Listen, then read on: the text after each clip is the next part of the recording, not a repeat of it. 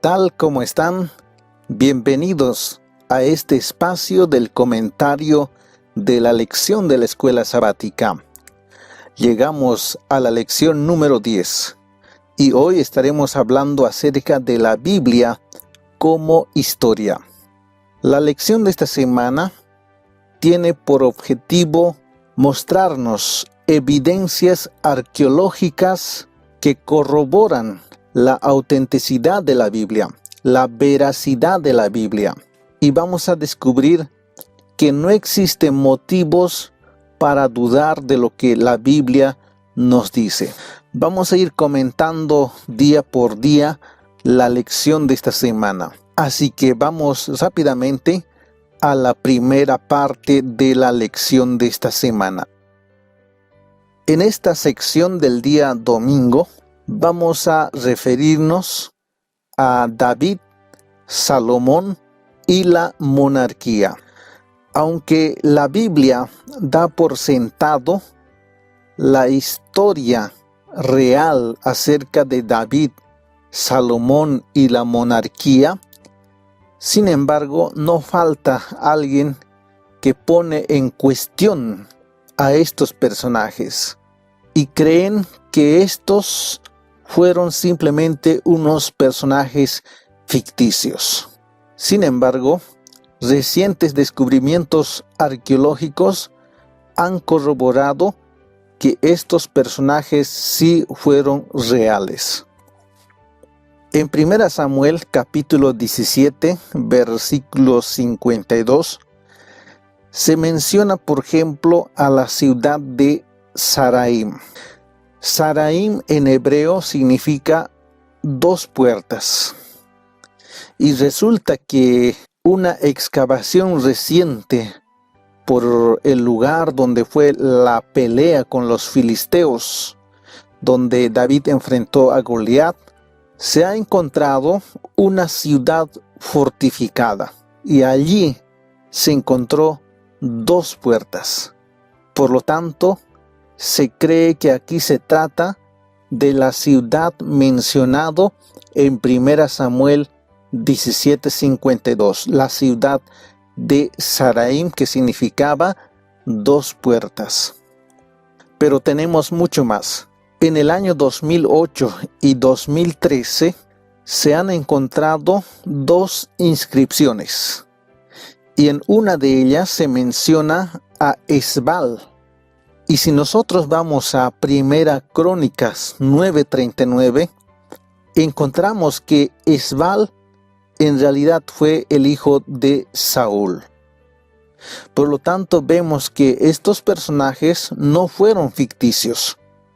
Existieron, fueron personajes reales, así como la Biblia nos los cuenta.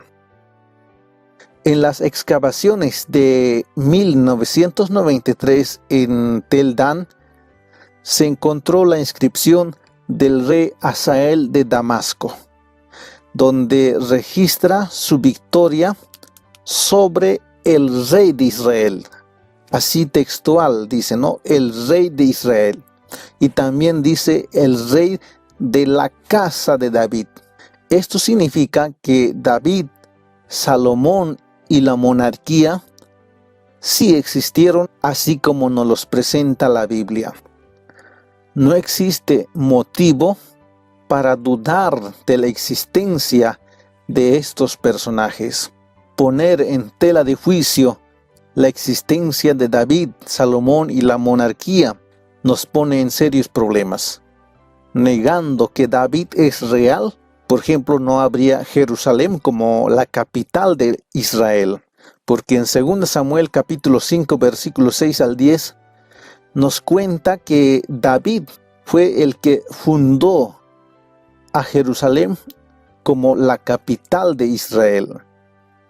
Pero tampoco, si David no existiera, tampoco habría un Mesías, porque la promesa decía que el Mesías vendría del linaje de David. Y si Jesús, el Mesías, existió, y si estas pruebas arqueológicas nos mencionan a David, entonces significa que fue un personaje real. significa que lo que la Biblia dice es verdadera. Pasamos al siguiente día. En esta sección del día lunes vamos a referirnos a Isaías, Ezequías y Sennacherib. Son personajes muy conocidos. Existen capítulos de la Biblia que hablan de estos personajes. Pero, ¿qué nos dice la arqueología al respecto? ¿Qué evidencias nos presenta de la existencia real de estos personajes? Sucede que en excavaciones realizadas en el año 2013 y 2017 en Laquis, se encontró docenas de puntas de flechas, hondas y armaduras. Y creemos, leyendo Isaías 36, 1 al 3, que estos armamentos corresponden a los asirios. Porque según el relato bíblico, los asirios tomaron la ciudad de Laquis y lo incendiaron. Y aquí vemos cómo la arqueología va complementando, va corroborando lo que la Biblia nos decía. Pero tenemos mucho más. En excavaciones hechas por arqueólogos se encontró una declaración de Sennacherib que hacía alusión al rey Ezequías.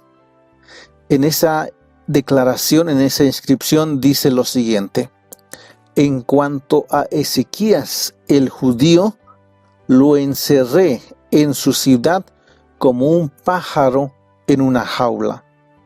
Los estudiosos de la Biblia creen que aquí se está refiriendo al sitio a Jerusalén que hizo Sennacherib. Solo que esa toma de Jerusalén apenas duró un día, porque de acuerdo a Isaías capítulo 37, versículo 33 al 37, Dios prometió a Ezequías que no iba a permitir que los asirios tomaran Jerusalén, que los asirios destruyeran Jerusalén, sino que más bien iba a hacer que los asirios regresen por el mismo camino que vinieron.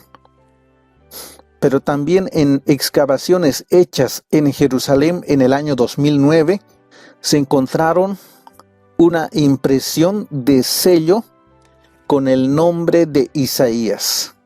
Y estaba, dice, a menos de 3 metros del sello de Ezequías. En el año 2014, también alumnos de una universidad adventista encontraron 2 impresiones de sellos de Eliakim allá en Laquis. Y es interesante cuando leemos Isaías 37, 1 al 2, justamente encontramos mencionado a estos 3 personajes: Isaías, Ezequías y Eliakim. Se dan cuenta cómo la arqueología va corroborando lo que la Biblia nos presenta de la historia. Bien, pasamos al siguiente día. Aquí vamos a hablar acerca de Daniel, Nabucodonosor y Babilonia. Para hablar de Babilonia, sin duda, no necesitamos de muchas pruebas, porque la historia misma da por sentado la existencia de esta ciudad. Sin embargo, yo quiero mencionar un detalle que la Biblia nos presenta. En Daniel capítulo 7, versículo 1, Babilonia aparece representado por un león con alas de águila. Sabemos que Babilonia existió como una nación poderosa. La historia nos cuenta que Babilonia tenía más de 300 templos y cada casi 50 metros había una torre. La torre más emblemática era la torre de Etemenanki, que medía unos 90 metros de altura, sobrepasado únicamente por las pirámides de Egipto. Babilonia tenía un palacio magnífico y allí se encontraba unos impresionantes jardines colgantes, que es considerado como una de las 7 maravillas del mundo antiguo. También nos dice que tenía unas murallas de casi 8 metros de espesor. Sin duda, Babilonia fue una ciudad referente en el mundo. Llegó a ser la gloria del mundo. Pero resulta que en el camino que conduce a la puerta de Istar, dice que estaba recubierto de imágenes de 120 leones. Eso es lo que encontraron. También se encontró un enorme león que se abalanzaba sobre un hombre. Esto significa que el león era un símbolo de Babilonia, así como la Biblia lo dice. Entonces ahí vemos que la arqueología respalda lo que la Biblia dice. Pero tenemos mucho más. En julio del año 2007, un académico de Viena encontró una tablilla de la época de Nabucodonosor. Y en esa tablilla se menciona a un personaje llamado Sarsequim. Y resulta que en Jeremías capítulo 39, versículo 3, aparece mencionado este personaje Sarsequim. Y se dice que es funcionario de Babilonia. Por tanto, todo esto prueba que la historia relatada en la Biblia acerca de Babilonia es veraz. Pasemos al siguiente día. En esta sección del día miércoles vamos a hablar acerca del Jesús histórico y querer poner en tela de juicio la existencia real de Jesús hasta debería darnos vergüenza, porque Jesús en verdad fue un personaje histórico real y Él dividió la historia de la humanidad con un antes y después. Pero ¿qué nos dice la arqueología? ¿Qué evidencias nos proporciona para respaldar esta historia? En San Mateo capítulo 26, versículos 56 al 67, y en San Juan 18, capítulo 18, versículo 29 al 31, no vamos a leer por factores del tiempo. En esos pasajes se mencionan a personajes como Caifás, el sumo sacerdote, y a Poncio Pilato, que fueron protagonistas en la muerte de Jesús. Y usted seguramente lo recuerda fácilmente a estos personajes porque más de una vez vio una película acerca de Jesús. Pero por si existieran personas que quisieran poner en tela de juicio la existencia real de Jesús, vamos a presentarles algunas evidencias arqueológicas. En el año 1990 se descubrió una tumba familiar al sur de Jerusalén. Encontraron 12 osarios, que en realidad son cajas de huesos y que datan de a mediados del siglo I a.C. En una de esas cajas aparece la inscripción José, hijo de Caifás. Es decir, se trata de la tumba de la familia de Caifás, del Caifás que la Biblia, que los evangelios mencionan. Pero tenemos mucho más. En el año 1961, en una piedra del teatro de Cesarea Marítima, también se encontró una inscripción con el nombre de Poncio Pilato, prefecto de Judea bajo el emperador Tiberio. ¿Se dan cuenta? La arqueología no cesa de darnos evidencias que respaldan el relato bíblico. Por tanto, si Caifás y Pilato fueron personajes reales, como lo corrobora la arqueología, entonces la historia de Jesús también fue real. Pasamos ahora al siguiente día. Bien, llegamos ya a la sección del día jueves y en esta última parte de la lección vamos a hablar acerca de la fe y la historia.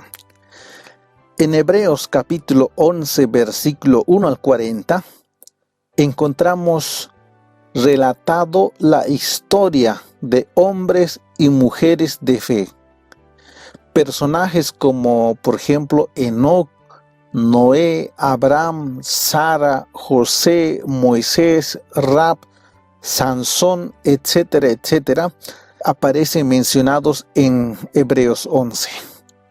Y estos también fueron personajes reales que vivieron la fe en ellos. Fueron personas que marcaron historia con su existencia.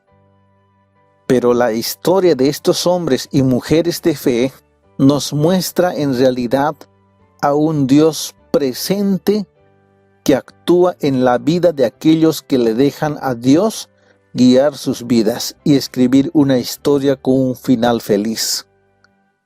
Dios no es un Dios ausente que después de crear la tierra se olvidó, nos dejó en el abandono. No, Dios es un Dios bien presente que actúa en la historia humana, que actúa en la vida de cada uno de las personas.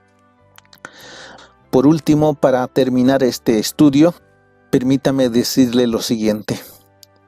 Aunque la arqueología, como vimos en el estudio de esta semana, nos ofrece pruebas contundentes de que la palabra de Dios es verdadera, la mejor prueba en favor de la verdad siempre será la vida transformada de una persona, así como la historia de estos hombres y mujeres de fe que se menciona en Hebreos 11. Como dice Pablo en 2 Corintios capítulo 3 versículo 2, dice: somos cartas abiertas al mundo. Las personas pueden cuestionar nuestras creencias, pueden refutar lo que tú predicas, pero no podrán negar el testimonio de una vida transformada. Es la mejor prueba en favor de la verdad. Es la mejor prueba en favor de Dios. Y bien, de esta manera llegamos al final del estudio de hoy. Nos reencontramos la próxima semana.